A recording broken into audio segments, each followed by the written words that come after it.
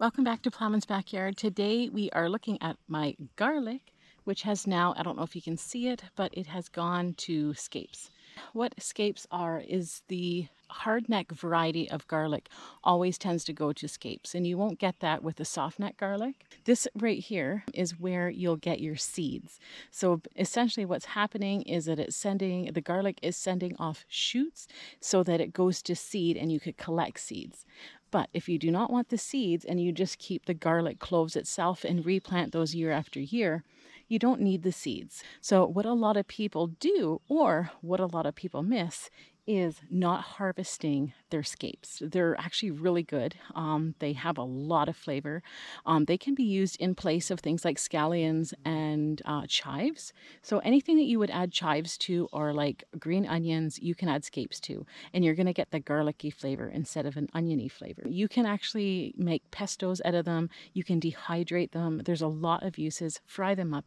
Whatever you would use a garlic for, you can use the scapes for. So scapes come when the weather is a bit warmer, and because it has warmed up in the last week, the scapes have just come on, but they don't last long. So you want to pick your scapes when they're quite young, and you can see by this one here, it's got a bit of a curl. This is a young scape that is going to be probably the nicest texture to use for your scapes.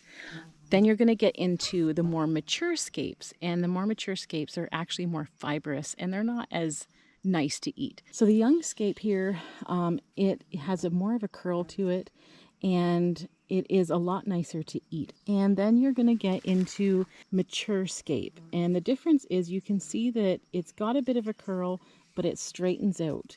So this is it's been here a little bit longer, and the straightness of the scape is letting us know that it's a bit more fibrous. So it's gone a little bit too far. I will pick it because I do not want the garlic to go to seed. I want all of that energy down in the bulb, but this is essentially what we're wanting to use for a nice young scape. So basically we know when scapes come, one, because it's a lot warmer weather, the scapes will develop and they want to shoot out some seeds from the garlic. And like I said, this only comes on the hardneck garlic varieties and not the softneck. But we also know that when the scapes come, it's usually about a month before it's time to harvest the garlic. So now that the scapes are here, we know that we've got anywhere from about 3 to 4 weeks, and it's going to be garlic harvest time.